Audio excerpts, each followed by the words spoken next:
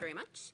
The committee is expected to adjourn right around 11:30. We are running a little late, so we'll try to expedite the conversation. We are live streamed on YouTube and the ABOR Live link, should anybody want to reference the conversation or watch in real-time Technicolor. Before we turn to our discussion today, and I'm really excited about the conversation that we're going to have, we need to approve the minutes from our prior meeting. Are there any questions or comments related to the minutes that are in your packets? I move that the committee approve the public session minutes from the June 6, 2024 Strategic Initiatives and Planning Committee meeting. Is there a second? Second. All in favor? Aye. Opposed? Abstention? Thank you. And again, thank you for joining us today. Over the course of the next year or so, we're going to have an opportunity to engage in a meaningful dialogue about the significant issues facing society today and how higher education can evolve and solve these dynamics. And what I mean by that is, like, how can we rapidly change and evolve in this modern world of hyper change and evolution? In recent years, higher education has found itself at the center of a dynamic, wide-ranging set of debates about its role in preparing individuals for the ever-evolving and changing workforce, while also serving as a pillar of societal progress and innovation. As we face transformative forces such as technology advancements, demographic shifts, new expectations both from employers and our constituents or our students, our institutions are challenged to rethink how they deliver education and what it means to be prepared for life and work this century. Today's discussion will center on how the marketplace is viewing our product and what the marketplace needs from us. And what I mean by that is that we've invited expert panelists to join us to share their perspectives around this marketplace dynamic. So from the kitchen table point of view, how does the average Arizona family value our product? From a business standpoint, what are the future workforce needs and skill sets that the business community sees coming? And the insights of our speakers will illuminate the opportunities and challenges that we have within the marketplace. Joining us today is Danny Seiden, who's the president and CEO of the Arizona Chamber of Commerce, and Stacy Pearson, who's the founder of Lumen and a national Democratic strategist. Their expertise will help us explore this evolving relationship between higher education and its external stakeholders, particularly how higher ed can better serve the needs of the, again, evolving, I feel like I say that word every other word, but evolving, changing workforce, public, and then broader society. As we look ahead, the question we must ask is not whether higher education is going to adapt, but how it's going to adapt, grow, and innovate to continue being a transformative force in the lives of individuals and communities alike. This conversation will give us a chance to consider practical strategies and new ways of thinking that can ensure the future of our universities remains strong and vibrant. So thank you very much for joining us. And I'd like this really to be a free-flowing conversation. So I'd invite regents to ask questions as you go, and for both of you to ask one another questions too, should that arise. Stacy, I'd love to start with you as sort of like, what's happening around the kitchen table in Arizona when it comes to how people are viewing our institutions of higher ed and what they mean and what the value is, and to put that into context, like when I was growing up, getting a degree was the absolute number one thing that you were focused on. It's not if you're going to go to college, it's where. It feels that that's changed somehow, so I'd love your perspective on that. Thank you again for having us, and particularly for this discussion, because it's so incredibly important. The kitchen table conversation has changed, and I think we all intrinsically know that. More importantly, we can measure it. So when we look at just Google searches, you don't get more meta than Google searches for higher ed institutions. Google searches for higher ed institutions across the country are down by half since 2004. And this also, there are a few spikes. 2018, there was a big spike, but you could attribute that to online gaming, honestly, online gambling. So we know that conversations around the kitchen table are being had less frequently, and that can be measured in what kids then go on to search for. If it's earnings, if it's careers, if it's colleges nearby, if it's, whatever that is. And the more that we see leaders in the business world and in government talk about getting into careers and professions without degrees, the more the foundation cracks. And again, it's reflected in the data and the folks that are actually searching for what their next step's going to be post high school. Okay. And so do you envision that? So we haven't necessarily changed. Obviously, the perception of the public has changed, right? And so what would be your suggestion in helping us reframe that thinking? Because I really do believe that the role that these institutions play it's just pivotal. It's so important to society. So I think the conversation needs to meet, and I know that I'm about to say something extraordinarily basic, but the conversation needs to meet people where they are. That it may not be a linear 4-year degree that you start in the fall after your senior graduates high school and you continue for 8 consecutive semesters, and so concludes your college experience, and then you're part of an alumni association, you get to wear the hat. I think what has changed is folks are taking time off after high school.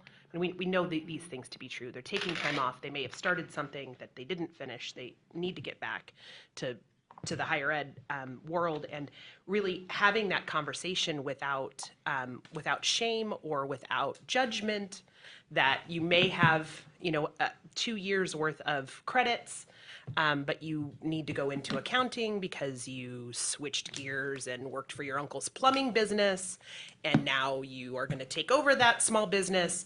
I think really looking at capturing those conversations and meeting folks there, and respecting the families that don't have college degrees and have blue collar small businesses, and being able to integrate why a university would be helpful, be it a business degree or an accounting degree or whatever it is, engineering, looking at ways to meet folks where they're at. And Danny, that's a perfect segue into asking you, so where is the business community? Where are they at as far as the skills that they need, as far as how they're looking at sort of workforce issues moving forward sort of in the next 3, 5, 10 years? Well, thank you for having me, Regent Pacheco. I appreciate the opportunity to talk today. As you know, the Chamber of Commerce is a state chamber. We represent the largest group of business and employers in the state. And our conversation, why it's undeniable what Ms. Pearson just said is true, our conversation hasn't changed about the need for higher education. A lot of these big headlines and amazing wins you've been seeing over the past few years, they would not happen. TSMC and its $65 billion would not happen without the universities, without ASU and their 30,000 engineers. I mean, that is a talking point that comes up on every economic development trip we take. I'll be in the Netherlands in a couple weeks, and 100% that will come up. So the universities are still crucial to that. But there is no doubt, as you have conversations in other rooms, whether it's the legislature or anywhere else, people seem more excited about trades. They seem more excited about non-traditional routes now. And so there, I do think there needs to be a conversation on how do you restore some faith there. But to be honest, the number one issue for my employers, and we asked this at every board meeting, we just had our board meeting 2 days ago, is still workforce. Every single time, every employer around the table will tell you their number one issue is workforce. And they don't see the university, they see the universities as essential to fulfilling that need. So again, I think that the business community wants to see our universities thrive. I think we're tired of seeing its funding kind of yanked and pulled and not being dependable. I could point back to how innovative our university system has been when they came up with the New Economy Initiative when I worked in the governor's office. That was a brilliant idea. It was the right start on kind of tying themselves to what the needs of the business community was, and I think it's worked really well. I wish the funding from the state would reflect that a little bit better and recognize that success. That's something we can work on together. But I think there's a lot of room. We'll take you up on it. Yeah, no, Please note. I think there's a lot of room to improve. I think, right now we're at a crossroads in our state, and we have to determine where's our, long-term funding coming for a lot of things. And we want to be competitive. We want our state to be the most competitive state, not just to, land new businesses, but to have an education, to go to college. And I think we're behind on a lot of that right now. So I think there's a lot of work we could do. Extrapolating out a little bit, how can we partner with you then to optimize talent? To really sort of create the workforce that we need to make Arizona vibrant in the future? I believe that if you look at some of the best practices we've seen around the country, and this is by no coincidence, I'm going to talk about Purdue University for a second. I think a lot of universities have worked really hard to tie themselves to economic development on the front end so that they know what the needs are, they know what the state's plan is, they have a vision for where the state needs to go, but they're an integral part of that. They're not an afterthought. They're there right from the beginning. And that has yielded some very interesting ideas, including, what we call LEAP, right, which is a partnership between Purdue University and Indiana Economic Development Authority, where they're using state land to create mega sites. They've, I think, raised about $9 billion from my type of members, our private members, on this partnership. Those are ideas we could be working on together. We could do a better job of that on the front end. But I just think anytime we're talking about vision or state, where the state's going, where we want the state to be, the universities should be there, they have to be there, and ABOR should be there. No, thank you for that. Now, do you have sort of the structure around LEAP that you could share with us? I mean, again, I think that's a whole presentation with slides, but I'm happy to do my best. The IEDC, which is the public-private partnership in Indiana, does Economic Development Authority, bought up state land. They partnered with Purdue University to create an innovation center, and I think Lilly was our very first private partner. So they're going to be manufacturing pharmaceuticals there, and the idea is to bring more and more in. The university there is using its Discovery Park and its tech transfer capabilities to lay into that, but it's a lot more complicated than I'm making it seem right now, and there's definitely political problems and political learnings, but we've been watching that closely and realizing that's a really good opportunity for us here. Yeah, I mean, if there's a deck that you could share with us, we'd love to kind of know more about that so we could understand the different, Well, I'd love to take you up on that. We're working on our competitiveness package right now with the ACA, with GPEC, with all the economic development groups, and I'd love to come back when that's a little bit more finalized and make sure that it fulfills your needs. No, that would be great. And so, Stacey, is there a model that you've seen nationally that where a sort of a system has been able to meet this sort of the local family where they are? Is there something that you would point us to? So I wish there was, and certainly I'm certain that there is that I'm not aware of, right? There's something going well somewhere, but it is difficult for us to get out of the river of conversation about student loan debt. I mean, and this is coming from, the political parties. It's impossible to get around the conversation about canceling student loan debt and providing relief for students when it's coming from the President of the United States. And so certainly I think the community colleges have tried with varying degrees of success. The university systems have tried with varying degrees of success, but moving forward, I think when student loan debt is not the issue du jour for the presidential candidates, I think there will be a much wider lane for us to start talking about affordability and long-term investment in earnings and, ways to get parents, Gen Xers, to encourage their kids to get back into a degree system, even if it takes more than a traditional, 4 years, 8 semesters start in the fall after graduation. Back to that messaging sort of matrix and how Right. important it is to kind of keep it in context, right? Dr. Crow, I don't know if you have any reaction to the conversation or want to weigh in, and I'd invite Regents to do the same. I know that I'm receiving notes and can't really see much, and I brought the wrong glasses, so I'm like, please don't make me read that. Yeah. There's a lot of that Yeah, going and on. I was like, okay. I think the only thing I would say is that, Stacey is accurate in the aggregate social analysis by broad communities of people synthesized across the scale of the state economy or the national economy, and that doesn't make that analysis reality. It makes it the result of a series of political and economic and cultural processes. And so, there may be fewer searches. We have record searches, record enrollment, record this, record that, and so And so, and the Arizona universities are Sir, performing. you actually bring up a really good point. You're outperforming all of the averages, which is like a point of pride for Arizona. And so I want to make sure that we emphasize that. Right, and there's also lots of things going on. I mean, so what we've done over a number of years, I think, to Stacy's points, is that the universities have been, in my view, haughty, stuck-up finger pointers that have, in the case of weed-out universities like our university used to be, just discarded everyone that couldn't make it along the way and just booted them to the curb, and then that builds up resentment over periods of time. So, we're all involved in changing all of that. I will say that, Arizona is one of the places that is working progressively, not in a political sense, but in an organizational sense, progressively to build new kinds of institutions.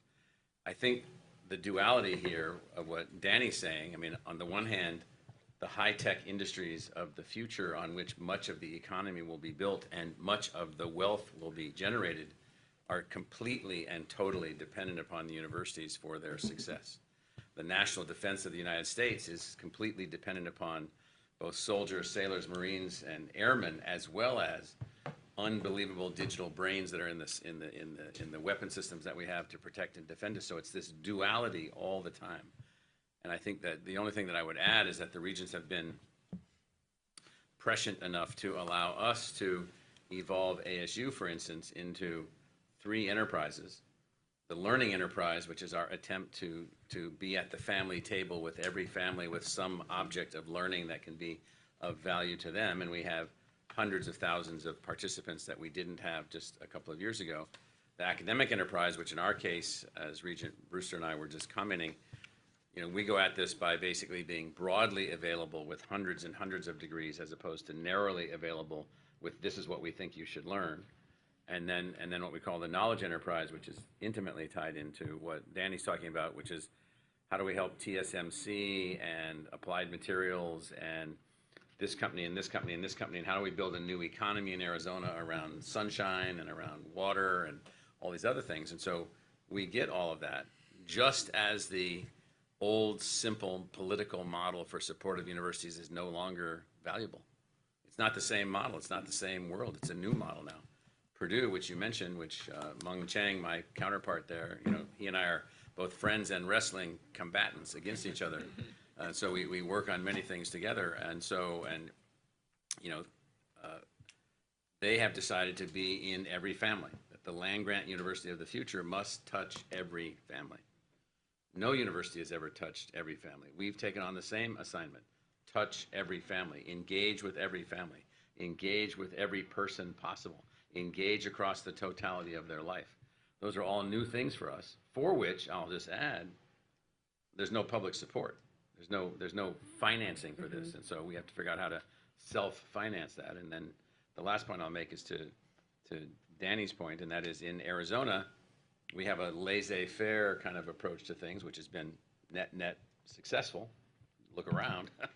It's been very successful, but there are competitive positions which we're less capable in and sustained acquisition. So if we end up in Arizona with the fantastic high-tech factories, but not also the research labs and not also the spin-off culture and not also those things, then our economy will go through ups and downs over time that other places will feel less of. And then to my last point, to Stacy's comments, I mean, we read all this stuff and don't believe any of it because it's pliable. As you know, being in the business that you're in, it's pliable. It's not a fixed thing. It's an adjustable thing. And so it's about communicating and taking responsibility and making things happen and being able to do it. And so, I both points of view are completely accurate. The people that are the most unhappy about higher education are 2 types of people. 3. 1, the people sick of being, looked down on, which is horrible, and I understand it. Second, the persons who want to go and can't. And third, the ones who went and didn't finish. You take those 3 groups together, that's over half the population. Now you're talking about a problem. And so, But I think you bring up a really good point where it's a dynamic environment. It's not static. No. And so it can always be changing. And I know, Regent Duval, did you have a comment around Purdue? Well, only that, Please. I mean, one of the many things that was appealing about Suresh Garinella is that he designed this state partnership that was So- described. Yeah, our new president down Yeah. at the U of A. Yeah, so he's gonna well, bring Purdue all of that. person, yeah. Yeah. Yes, at Purdue. Regent Brewster? Chair, one thing that I find interesting in this, and again, it's a personal survey of one, but through a lot of friends that are in the trades and run businesses that depend on skilled trade labor, I keep hearing this over the last handful of years, yet my research shows we're not seeing an increase in folks going down the trade path. So I hear this constantly, but I don't see the numbers. I'm looking at you because when I talk to my friends that run those businesses, they're in a constant game of trying to find quality trade electrician, and again, I get it. That's a business model. Some are going to run it better than others.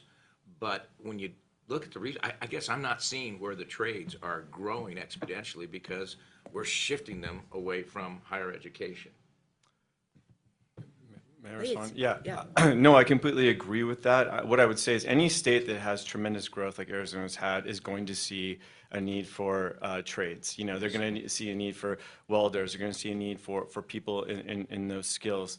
But again, we've solved a lot of that through universal licensing recognition, allowing people to come over. There's a lot of solutions built in out there. What scares people is where are those high skills where, no one's going to make a $65 billion investment in a state where they don't trust a state university system that has 30,000 engineers on the way. That is what matters. And if you look at, and I should have started with this, if you look at the states we're competing against, states that are doing things really well right now, to Dr. Crow's point, they're starting to get a competitive edge on us. They all have good universities. I mean, I'll use North Carolina. North Carolina is a state I think is doing a lot of things very well right now. They don't have our mega site capability and our infrastructure, but their research triangle, the way they've marketed that, their talent, they are doing a very good job. When we sit across the table from North Carolina, it's a little bit nerve-wracking. Texas and New York can write checks, but the states that are doing things right, Indiana, North Carolina, Alabama, which has Huntsville, what has more PhDs now than any other city per capita in the country, they understand where the high skills really come into play on winning these big projects in aerospace defense and high tech, as Dr. Crow said. So I think, again, there's a little bit of a gap between what's reality and what's really happening. And what scares me is when we're just focused on that discussion, we're missing being the futurists. We're missing thinking about the future and how we stay competitive. We're not going to be winning these mega projects if we keep this up, if we don't have a plan on how we fund things. I'll just add, we were obsessed that we had to win one of the hubs in the Microelectronics Commons, the Defense Department's new laboratory for digital activity, so that we ended up not just with TSMC for all of its greatness and not just with Intel. We did win one of those. We just were selected for 5 additional projects through that activity. These projects, if you were just to read the titles, one is to build a new chip that operates on AI processing inside the brains of things that are in radiation environments in space where they're in the defense of the United States, and so forth and so on. And so if you're not building those things also, then you're not going to be in this game. And so the game is intensifying in every other location. That Danny's talking about, North Carolina, Indiana, Georgia, Alabama, all these places. Governor DeSantis has $100 million that they put in extra money so they could hire more Nobel laureate scientists at their institutions.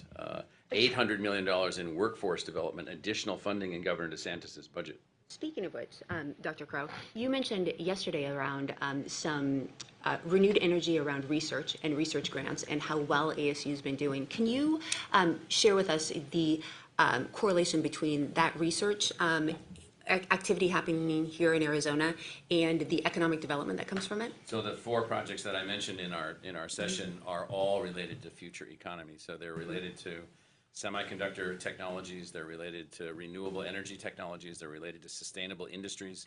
So water management and water systems are going to be a massive area of economic activity, not just to enhance agriculture and urban environments, but the building of the tools to manage the future. So we won one of the engines projects from NSF, has many, many partners. The carbon capture technology that we won from the Infrastructure Act, we won one of the 6 hubs for the country, that becomes a place where are those technologies going to be built? Where will that carbon be stored? Where will the industries around that carbon be positioned? Where will the jobs be clustered around both the capture of the carbon, the building of the technology, and the use of the carbon in other industrial practices? And so all of those projects are related to new economy, all of them. Right, which is really exciting. And I'm wondering to both of our guest speakers, is there a better way that we can communicate what's happening so a broader swath of people has these talking points? Because I mean, it really is incredible what our universities are doing, and I feel like there's a gap in just sort of like common folk knowing. Yeah, I mean, certainly there's always room for opportunity and improvement in how we're communicating with folks. But the media has changed so quickly, and I don't mean traditional media as in our newspapers and our televisions, right? And we're seeing that in rapid fire on the political landscape. Folks, I saw something yesterday that 2/3 of voters under 25 are using TikTok as their primary news source. Slightly terrifying. It's very terrifying. So the way in which we're communicating is changing so quickly, and we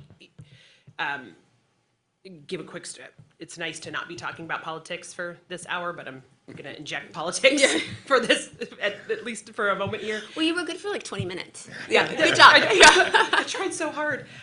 But I was lucky enough to be at the DNC a couple of weeks ago, and there was your traditional media center that was in the front of the United Center, and there was a influencer media center that was bigger and busier and more popular.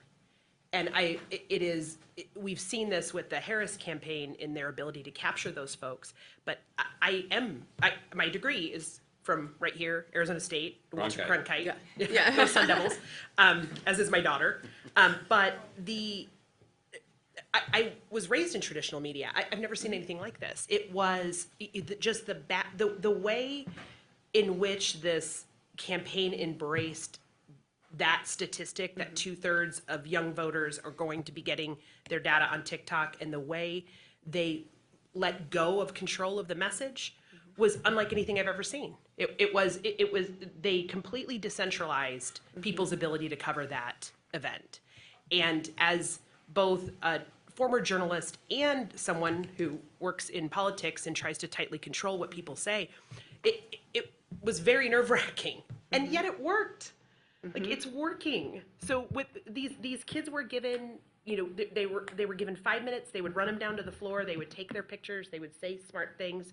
They would parrot what they've heard. They were not coached. I mean, these are kids that are raised in front of a camera. They are really good at broadcasting their thoughts without ums and uhs and ellipses. They've done a phenomenal job. And watching the campaign, watching folks shift over to that non-control, decentralized model was very, very interesting. Well, we saw the same thing with the Olympics, right? Yeah, We've never had such a exactly. well-watched Olympics, in large part because of that sort of decentralized messaging that occurred. Yes, Regent Penley. Thank you, Chair Pacheco. What really concerns me, and I think we're getting at that issue in this discussion, is the incongruity between families' perceptions of need for post-secondary education, whether it's the technical skills that Regent Brewster was raising or the college degree that we're responsible for at our 3 public universities. And that incongruity is especially problematic for the prosperity of Arizona and the prosperity of our country. The Georgetown Center on Education and the Workforce, just 10 days or so ago, published its report on what kinds of jobs are going to need what kinds of skills. And they talked about good jobs. Those were jobs that had a certain level of income associated with them.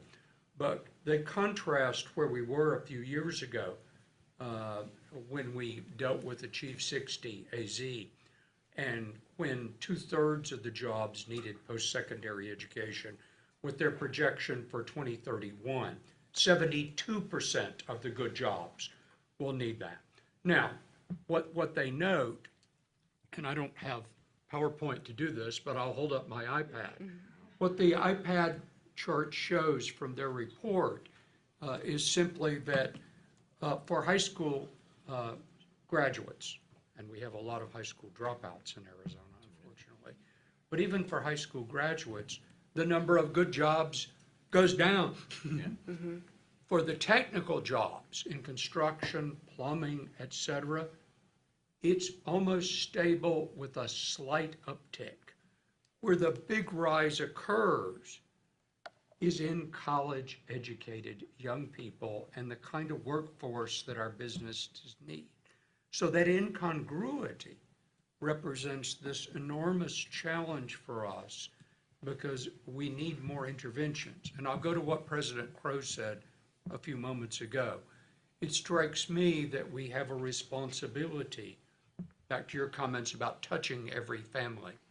I've been especially impressed with what Arizona State University has done in reaching into as many high school districts as it can to focus on what a young person needs to do to graduate and be capable of going on to post-secondary training. And that intervention done with district after district, with some districts resisting, unfortunately, but that intervention is just one of the ways through the letters that ASU has set up that really addresses that touching of a family and a kid in middle school and high school to keep them on track. I know that NAU and the U of A have also begun to work in that area, although the work that's most extensive has come out of ASU. Those kind of interventions, it strikes me, Chair Pacheco, are going to be absolutely essential. We don't have $500 million to create a campaign to tell people that they need a college degree or post-secondary training. What we have to do is rely on interventions like the one that I've just described from ASU that really does touch a family and helps them to understand that dropping out or just getting a high school degree is insufficient if you want a good job for your family in the future. And Regent Penley, I think you actually bring up a great point there. And making sure that we are messaging around the value set of the target audience. Right, so my value set might be it's a good job and I'm going to earn more, where the value set of the target audience may be like I'm going to have more impact. I'm going to, make society better, or whatever the messaging is. So I think you bring up really an excellent point.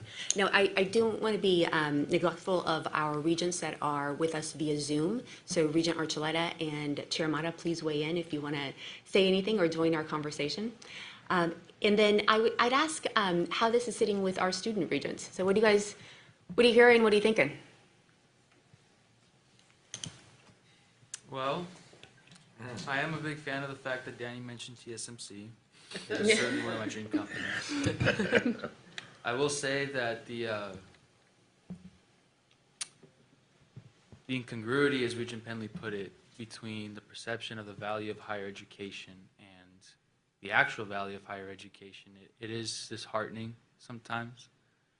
Coming from Yuma, I experienced many friends not really prioritizing college, even if it were community college as opposed to a four-year degree.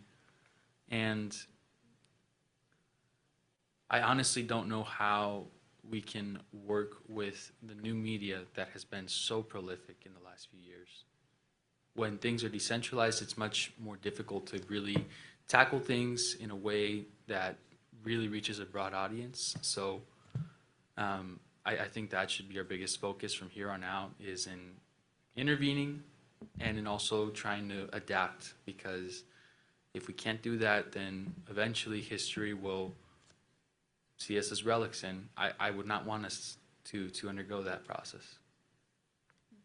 As someone who works with a lot of first-year students, I feel like the purpose that students are going to college is sort of shifting as well. I see a lot of students coming in not being sure what they actually want to get their degree in. They'll just come and be exploratory, which is fine in its own sense, but I think that students need to be setting themselves up for success in whatever way that may be, of imagining what their end goal is and taking the steps to get there, whether that be a college degree or trade, like Regent Penley was saying. But just a little bit of like a student perspective there on what student mentalities are coming in to the universities. Regent Penley, that feels like a great segue for you to talk a little bit about your concerns on preparedness. Sure. Thank you very much, Chair Pacheco. One of the things that we know from research when we look at K through 12, particularly middle schools and high schools, is that the extent to which a principal is a good leader has a very positive impact on the school. It impacts the school in multiple ways. One way it impacts the school is teachers tend to be retained. They don't leave if they have a good principal who really is a leader. The other way that a good principal has an impact is actually on the students themselves. They perform better and they graduate from high school if you have a good principal leader. So as Regent Pacheco and I just talked yesterday, my concern is that we really look at how we, as a board, really address that issue of helping these principals to be good leaders. We already know that we have at the Center for the Future of Arizona a program called the Beat the Odds Leadership Academy. Now, it's not as funded as well as I would like. It does reach some schools in Coconino County. It reaches schools in Maricopa County. It reaches a very few schools in Pima County.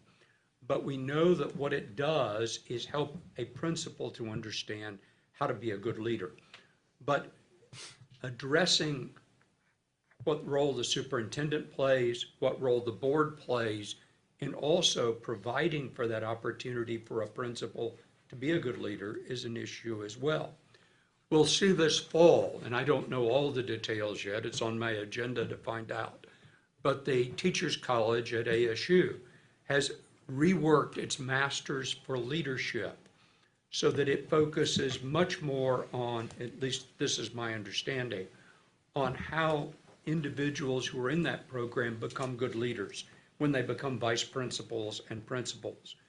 To me, a question that we have as a board is how do we engender more change, both at the board level, and I'm talking about not our board, but the school boards, the superintendents, and then how do we engage programs that we have and programs like the Center for the Future of Arizona has in really driving additional training and education to help these folks become good leaders.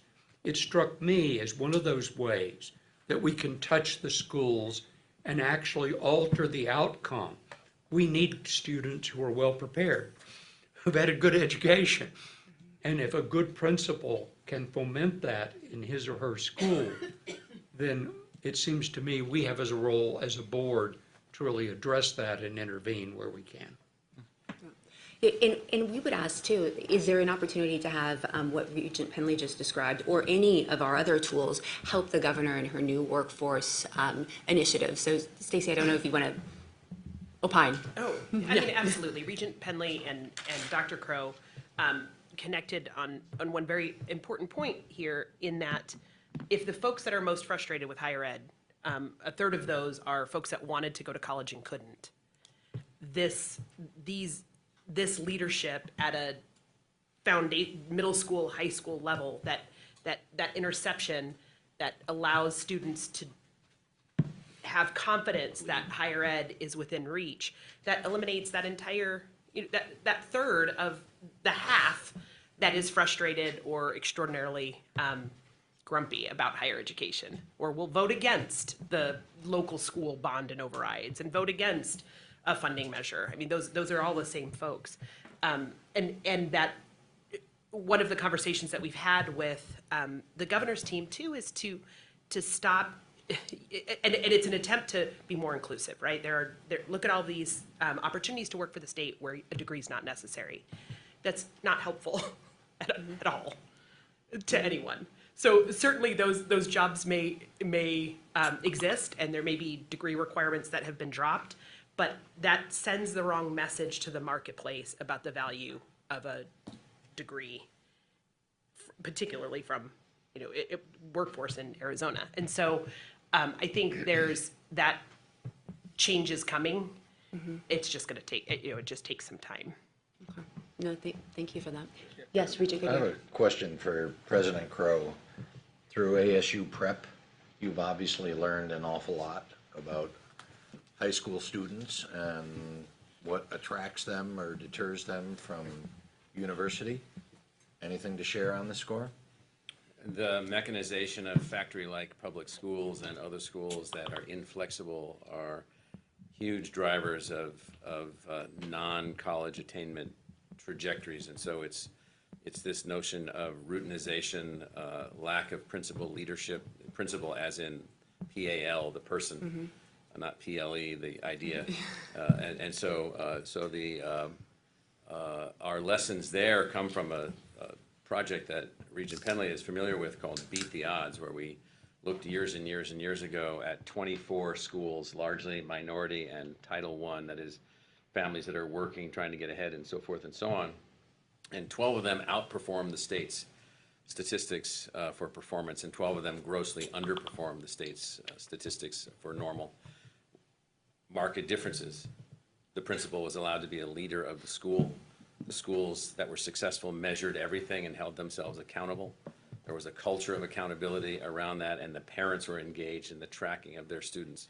The 12 schools that were unsuccessful, nobody really cared in those schools. They were just, people just showed up. So we built ASU Prep from that study. We launched the public charter schools that we have. We built the digital form that we had.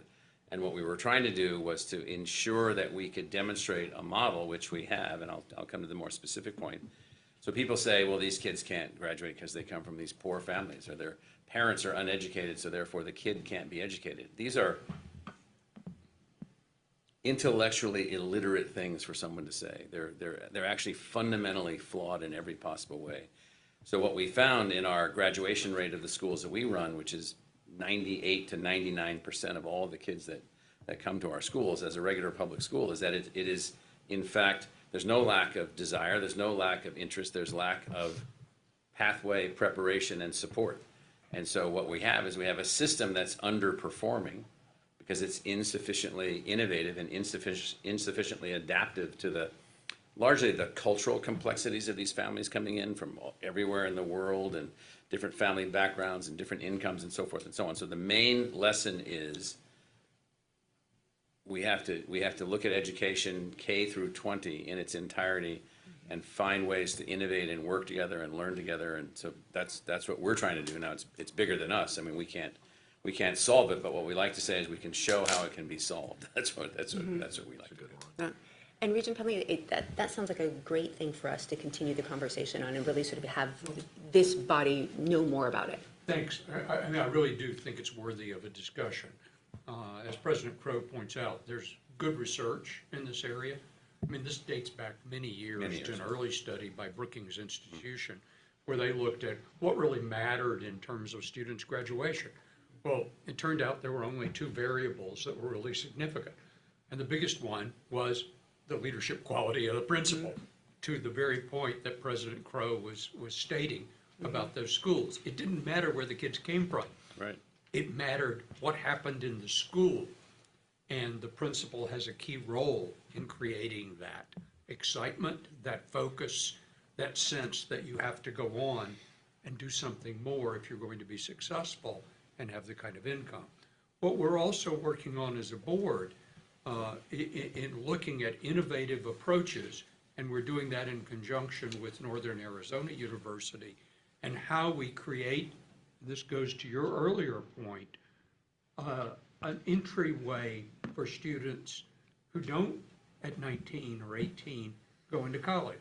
Now, we have growing numbers of online programs that tend to address that, but I think there's also other innovative opportunities that my colleagues down there at the end of the table, Jane Kuhn and Andrew Comrie, could talk about that. But as we move forward, that's another issue I think that we need to address as a board, is how to roll those out in a way that captures that kid who chose to get a relatively low-paying job that may not provide the kind of good job they're going to want for a family in the longer run.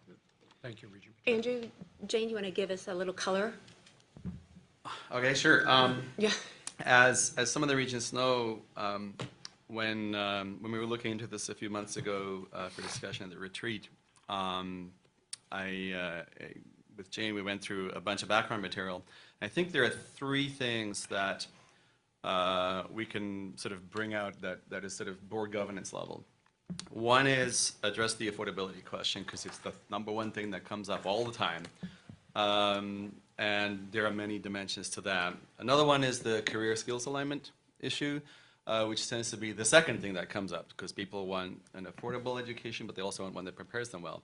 And then the third one is the one that you both mentioned, Stacey in particular, which was political perception. And part of that is structural, that we can't necessarily affect. But the other parts we can, because we can tell the message better. So I think those are the three big conclusions that I drew from sort of wading through all the various think tank materials and other things that are out there, surveys and so forth on this, to try to distill it down. So there are, I think, things that the board can do in each of those areas, but they're all sort of building block things. I don't think there's a silver bullet. I think there's a strategy that you need to have. Sequence, cadence, for sure. And I'd ask Regent Duvall, any comments to make? You want to jump in and? President Crow's got his hand up. So Sorry. That's right. I mean, so all of these things all tie in together. I just reviewed in April of 2020, right as the pandemic was really hitting, those with a high school diploma or less shot up to a 21.3% unemployment rate, while those with college degrees only shot up to a 7% unemployment rate. So there is a massive difference in outcomes. Median usual weekly earnings for a high school dropout are 1/4 a professional. For a high school diploma person, 1/3, 1/2 compared to a college degree. And so in these dynamic situations where you see this, why is that joker driving that Tesla and I don't get to own that Tesla? Well, that joker went to college and somehow they had money to go to college and we didn't have money to go to college, to the financial point and so forth and so on. So in states like Georgia and Florida and California and Illinois and other states, the state removes the notion of the fear of being able to pay. We've made the universities affordable. The general population doesn't believe that. They don't believe that. We haven't been able to effectively communicate that. In Georgia, if you have a B average from high school, you pay no university tuition to go to a public university, period. So therefore, that's removed. That's no longer a concern. It doesn't even cost that much.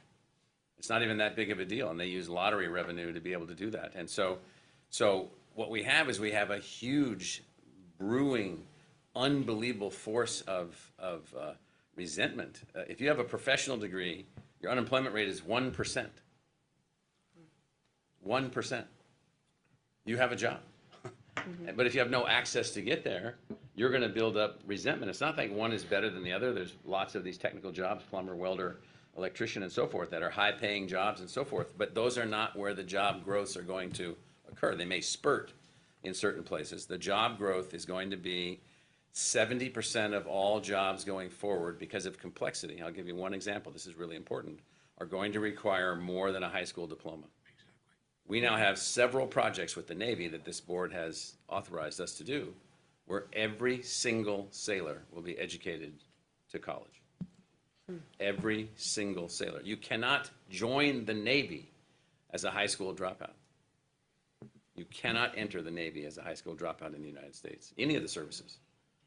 And so what people don't imagine is, what does it take to actually operate an Aegis class cruiser in combat against multiple systems threatening the cruiser as it's attempting to shoot down multiple objects approaching some friendly target that we're attempting to protect? Well, it probably takes more than a high school dropout and more than a high school diploma. It's not the same. It's a different thing. And so this is what people don't realize. Everything is going uphill except education. So the resentment index is very high. No, that's a great point. And so last call, please. Yeah. Yes, I'm just curious. This is more of an open-ended question. President Crow has told me, and I imagine the rest of the board, a number of times that people perceive the universities to be elitist academies training philosopher kings or places where you can get brainwashed by Marxists, which I don't know how you reach that conclusion. But This entire building is Marxist headquarters. yes. This is true, comrade. We have a Marxist right behind you. How do we fight that perception? Honestly, how do we fight that perception? I have no media training, no communications training, so I'm at a loss for that.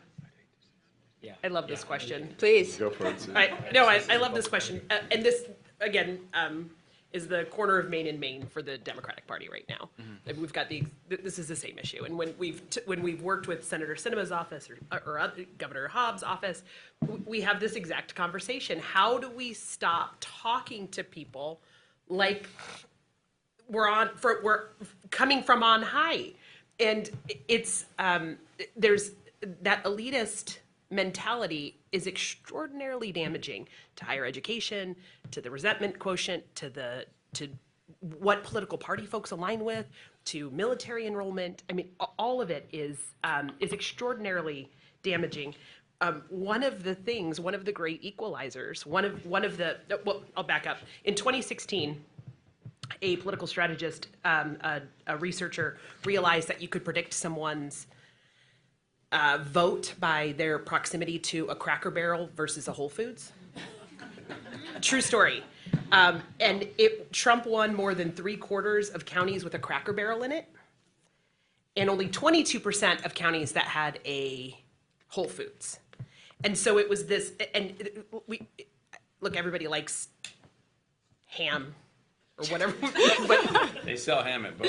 yeah, they sell ham at both. But it was this. What ultimately what they were saying is this elitist organic or is this nostalgic? And so this is exactly the breakdown. So what the Democrats are trying to do is really get to the heart of that and look at some really simple, really basic ways to expand folks' horizon.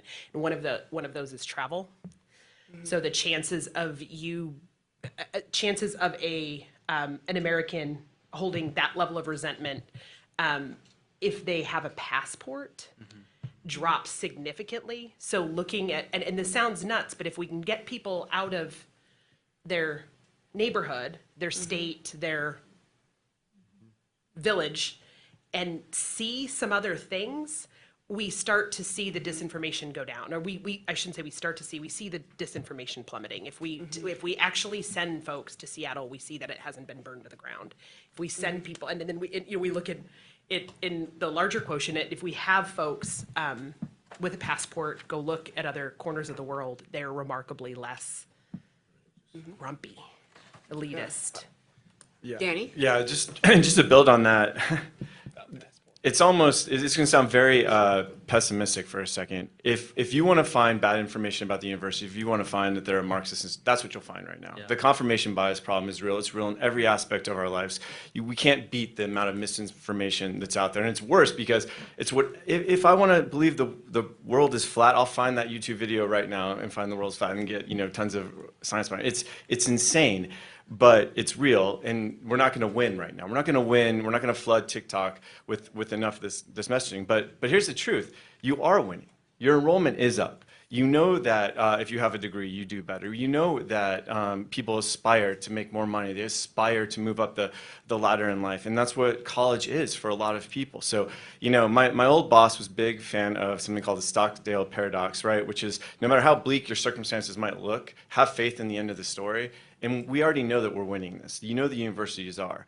I think we all have to be very self-aware when we speak about what's happening in higher ed and tell the positive story every chance we get. I'm discouraged when our public leaders, they jump on a bad university story. You would think, you would miss the fact that ASU, U of A, NAU all had graduations, whereas some of the other institutions did not. And that drives me crazy because there's so many positive stories we should be telling. I try not to ever miss a beat. I've gotten in more public fights with how many engineering students ASU has versus other states. I love it because we're talking about something good. We're talking about competing to have, this high level skill set graduating. So I would just say have faith in the end of the story. We're winning this. You're winning this. Universities are doing a good job. It's very tough at the legislature. It's tough, at the kitchen table, but to Dr. Crow's point, and I actually had this as something I wanted to say, roughly 30 states now have some form of merit-based scholarship. I mean, we are really behind on that. We are tragically behind. And I come from Florida where they have bright futures. And if you want to get a family, you want to touch every family, know that if you have a single mom who's driving a bus and she wants her 2 kids to go to college, if you tell her if your kids get a B+ average, they can go to one state university and we'll cover all of tuition. That gets buy-in right away. That shows that if you work hard, there's a reward for it. So I think our state has failed in that respect. We need to do a better job. We should have, whether it's Bright Futures Hope, Talented 20, you named a couple of the states, they all have them. We do not. I know ABOR does its best, but we should do a better job. That will get kids involved. And also, I'll speak as a parent now too, when you have a kid, they're just looking for their tribe half the time. So all these camps that ASU and the U of A and NAU do, that really works. When a kid goes to a camp out of college and they find their tribe and they find that thing they're passionate about. My son was developing video games at Roblox over the summer at ASU. He is so obsessed with going to college.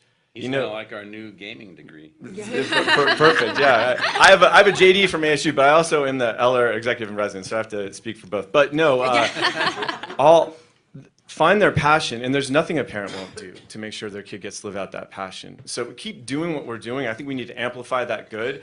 I think our public leaders need to do a better job of not jumping on a negative story about the universities, because it just feeds into what people want to hear. I know that's politically popular, but we also know it's not really where we're going. The numbers don't lie, facts don't lie, so we just have to survive this moment in time of confirmation bias and do a better job pushing out the good story. That's my take on it. No, all terrific points, and we've abutted to the end of our conversation. I would just ask if either one of you has any closing remarks. We really appreciate you being here very much. Thank you Thank for you. having us. Yeah, no, and thank you so much. and helping us spur the conversation. One of the things I would note, Regent Goodyear, is that there seems to be a common thread on the communication side and the importance of messaging matrix, and communication. And so we'll hand that over to you, and and hopefully we'll see some changes there in short order. I'll get on it right away. Yeah. And again, Dr. Crow, thank you so much for joining us and sharing your perspective and the fabulous things that ASU is doing. We really appreciate it. And any last comments from any of the regents? Chair Mata or Regent Archuleta? They're no longer on. Okay. Well, we really appreciate the discussion. Stacy, Danny, thank you so much for joining us. We reserve the right to call you back, please, if you would be so gracious. And we're really looking forward to continuing aspects of this conversation throughout the year. This concludes the Strategic Initiatives and Planning Committee meeting. Again, thank you very much.